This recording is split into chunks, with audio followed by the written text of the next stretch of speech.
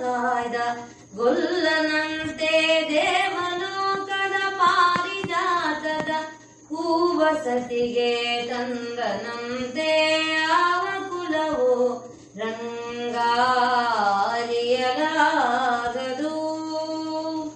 ಗೋಕುಲದಲ್ಲಿ ಹುಟ್ಟಿದನಂತೆ ಗೋವುಗಳನ್ನು ಕಾಯ್ದನಂತೆ, ಗೋಕುಲದಲ್ಲಿ ಹುಟ್ಟಿದನಂತೆ ಗೋವುಗಳನ್ನು